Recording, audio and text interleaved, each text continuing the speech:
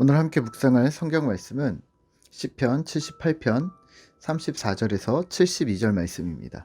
시편 78편 34절에서 72절 말씀입니다. 오늘은 65절과 66절 말씀을 읽어드리겠습니다.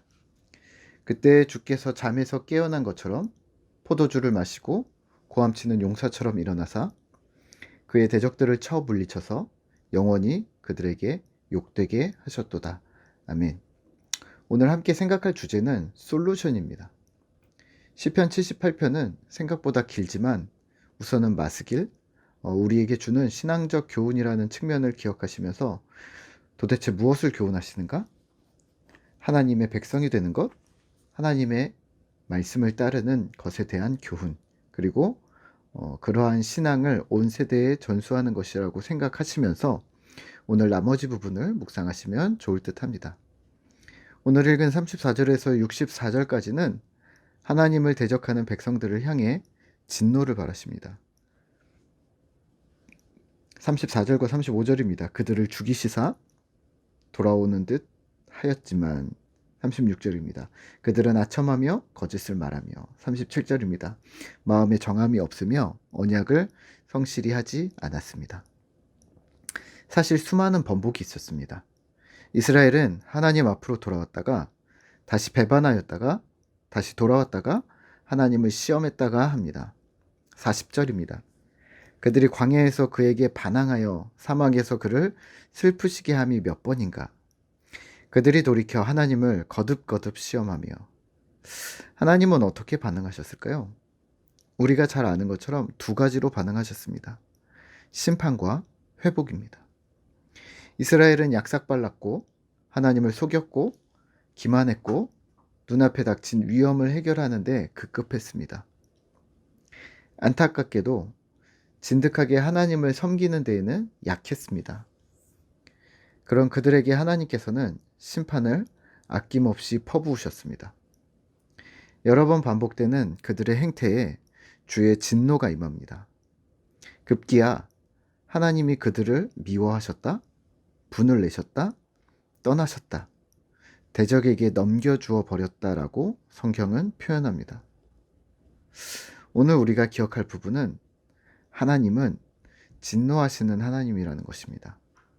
하지만 동시에 기억할 것은 하나님은 긍휼을 베푸시는 분임을 기억해야 합니다. 38절입니다. 오직 하나님은 긍휼하심으로 죄악을 덮어주시어 멸망시키지 아니하시고 그의 진노를 여러 번 돌이키시며 그의 모든 분을 다 쏟아내지 아니하셨으니 그들은 육체이며 가고 다시 돌아오지 못하는 바람임을 기억하셨음이라. 아멘.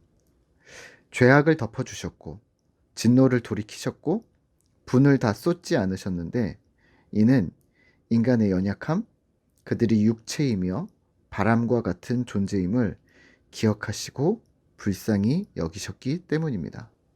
65절입니다.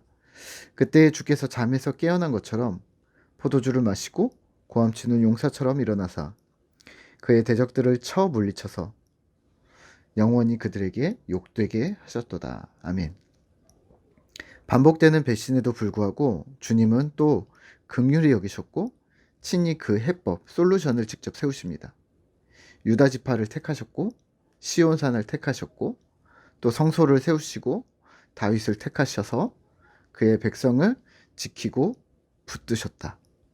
하나님이 세운 자를 통해 그의 백성을 완전함으로 기르고 능숙함으로 지도하였다고 합니다. 오늘 우리는 본문을 통해 무엇을 기억해야 할까요?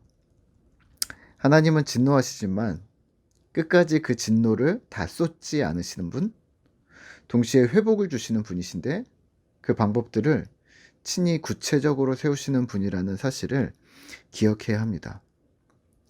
진노하시면서 회복하시는 분이라는 말은 언뜻 병 주고 약 주는 분처럼 보일 수 있습니다.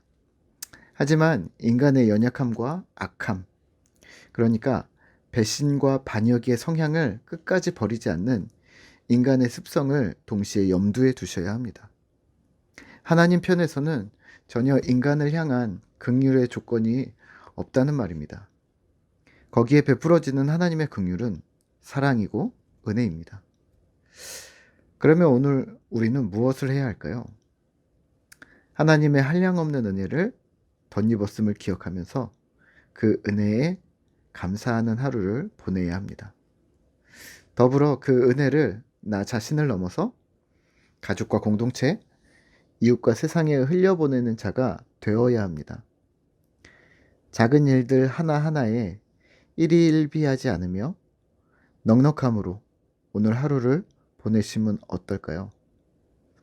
하나님이 다윗을 택하신 같이 우리도 택하셨고 우리를 자녀 삼으셨을 뿐 아니라 우리를 지도자로 세우고 계시다는 사실, 우리에게 그러한 능력과 자격이 없음에도 말입니다. 우리 공동체가 주일마다 묵상하고 있는 교회를 꿈꾼다라는 책에서는 5명의 지도자가 나옵니다.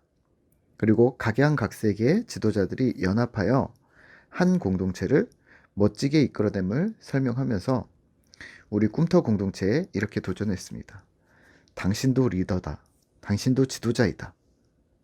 가정에 자녀들이 있다면, 또 회사에 나보다 늦게 들어온 후배가 한 명이라도 있다면 그 영향의 범위와는 상관없이 당신은 이미 영향을 미치는 지도자의 자리에 있다라고 말입니다. 그렇다면 은혜를 입은 우리는 하나님의 주권적인 솔루션 아래 우리 또한 선택되어졌다면 나의 성향과 배경과는 상관없이 우리는 그 사명을 감당해야 합니다. 물론 사명의 모습은 조금씩 다르긴 하겠죠.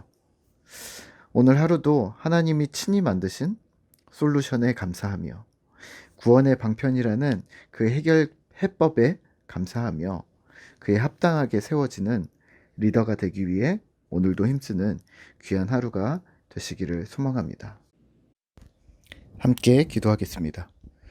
하나님 감사합니다. 우리에게 한량없는 은혜를 베풀어 주신 하나님, 그럼에도 불구하고 우리는 하나님을 항상 배반하고 하나님을 거역했음을 주님 고백합니다.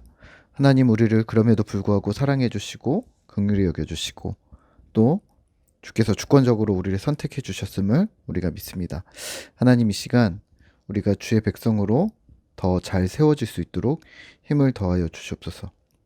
주께서 친히 만드신 구원의 방편이라는 그러한 해법에 감사를 드리며 또 합당하게 우리가 주님 맡기신 사명을 감당하는 귀한 리더로 세워질 수 있도록 우리 하나하나를 주께서 붙들어 주시옵소서.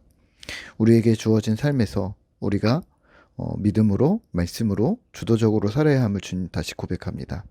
힘을 주시고 오늘 하루도 주께서 우리를 세우신 자리에서 기쁨으로 성실함으로 주의 일들을 감당하는 신실한 꿈터 공동체 되도록 주님 은혜를 더하여 주시옵소서. 우리 가운데 함께 하시는 주님, 한 주도 주께서 우리와 함께 하실 것을 믿으며 감사드리며 예수님의 이름으로 기도드립니다. 아멘.